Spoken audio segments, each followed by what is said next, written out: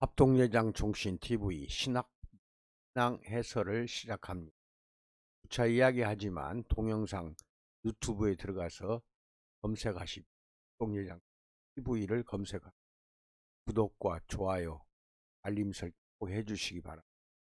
다음 카페에 우리 공동체 교회 또는 합동예장 이렇게 될 것입니다. 검색하셔서 가입 신청을 하시고 거기에는 수많은 신앙 자료들이 있습니다.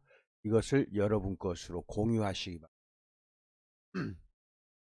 인도를 비롯한 많은 아프리카까지 부하들이 넘쳐나고 있습니다. 돕는 선교 헌금을 하고 있으니까 동참해 주시기 바랍니다. 국민은행 공동체로 부탁드립니다. 오늘은 여러분이 돈의 종이 될 것인가 돈의 주인이 될 것인가에 대해서 말씀드리려 합니다. 우리가 하나님 대신 선택할 수 있는 가짜 주인이 수없이 많습니다. 왜 예수님은 특별히 그 중에서도 돈을 경계하시고 계시는데 왜 그러셨을까요? 우리는 예수님이 돈이나 부가 본래 악한 것이라고 말씀하시는 것이 아니라는 점에 먼저 주목해야 합니다. 성경을 보면 부유하면서도 경건한 사람이 많이 나옵니다. 예수님의 제자들 중에도 자신의 부로 그분의 사역에 자금을 보탠 이들이 있었습니다. 돈은 의로운 사람의 손에 들어가면 더없이 유익하게 쓰일 수 있지만 위험한 어두운 면도 갖고 있다는 점을 조심해야 합니다. 또 돈은 신적인 힘을 지닌 것 같은 착각을 불러일으키기 때문에 실로 매력적인 주인입니다. 돈만 있다면 세상을 마음대로 주무를 수 있습니다. 돈이 없으면 필요한 것을 사고 주변 사람들을 좌지우지할 수가 있다는 것을 여러분들은 잘 알고 있습니다. 돈이 있으면 보통 사람들이 겪는 많은 어려움을 겪지 않아도 됩니다. 돈이 있으면 가난한 사람들은 누릴 수 없는 온갖 기회를 누릴 수 있습니다. 다시 말해서 돈은 하나님을 대신할 아주 매력적인 대안이 되고 있다는 것입니다. 그래서 예수님께서 다른 무엇보다도 돈을 경계하라 라고 말씀하신 이유가 됩니다. 어떻게 경계하셨습니까?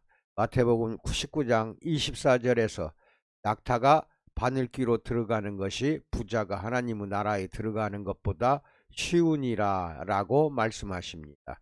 돈처럼 강력한 우상에 완전히 빠진 마음은 하나님을 믿을 필요성을 느끼지 못하게 합니다. 나아가 그런 마음은 더 많은 돈을 얻기 위한 도구로서 하나님을 이용하려고 하는데 문제가 있습니다. 돈 많은 사람들은 오히려 거꾸로 도구가 되고 그것이 종이 되어 돈의 종이 되어 하나님을 이용하는 겁니다. 이것이 요즘 번영복음 설교자들 아주 이거 조심해야 됩니다.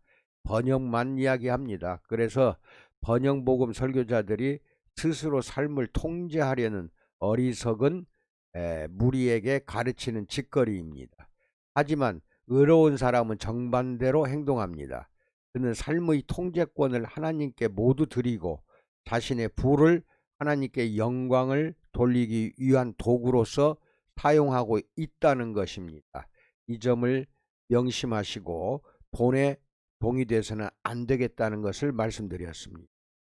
참고 구절로 누가복음 12장 13절로 21절, 히브리서 13장 5절을 꼭 같이 읽어주시기 바랍니다. 여기 보시면은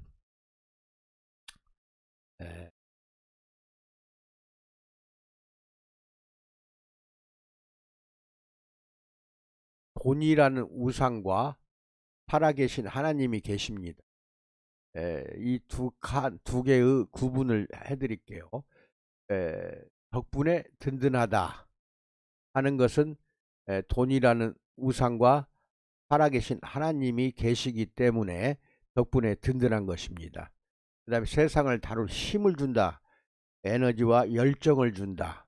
이것도 돈이라는 우상과 하나님 이 두 영역에서 여러분에게 힘을 준다는 것이고, 내가 가치 있는 존재라고 느끼게 해준다.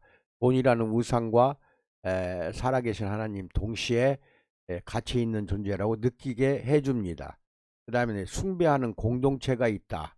돈이라는 우상도 마찬가지고 하나님도 마찬가지로 여러분이 숭배하는 공동체가 있다는 것입니다. 그 다음에 이제 이게 가장 중요해요. 죽음 이후에도 나를 버리지 않을 것이다. 나를 버리지 않을 것이다. 이것은 돈은 반드시 나를 버립니다. 돈은 반드시 나를 버리고 하나님은 버리지 않는다는 것입니다. 죽음 이후에도 하나님은 나와 함께 계신다는 것, 이것을 강하게 믿기 바랍니다. 그런다고 한다면은 여기 항목에서 든든하다, 힘을 준다, 가치 있는 존재, 숭배한다, 요 모든 것들은 하나님이 계시지 않고 믿지 않는 사람들에게는 우상이 된다는 것입니다. 여기까지가 우상이에요. 우상이 된다는 것이고, 하나님을 설사 믿는다 하더라도 교회 다니시는 신자들 중에는 거듭나지 못할 경우에 이런 돈이라는 우상을 섬기게 대언히 섬기게 된다는 것입니다. 그래서 예수님도 돈을 이제 재물이라고 하고요, 하나님과 재물을 동시에 섬길 수 없다라고 단정적으로 예수님은 말씀하고 계시고, 부유한 사람이 낙타가 바늘기 들어가는 것보다 더 천국에 들어가는 것이 어렵다라고 말씀하시는 이유가 근본적으로 돈이 바로 우상이 되기 때문에 그렇습니다. 이게 하나님이 없다고 생각하세요. 믿지 않는다, 하나님을 믿지 않는다 하는 사람들, 믿지 않는 사람들은 돈이라는 우상을 자연스럽게 섬기게 돼 있어요. 돈을 섬긴다는 거예요. 돈을 종이 돼서 돈 때문에 든든하고, 돈 때문에 힘을 받고, 돈 때문에 내가 가치 있는 존재가 되고, 돈을 내가 숭배하게 되고, 죽음 이후에는 돈이 나를 버린다는 것입니다.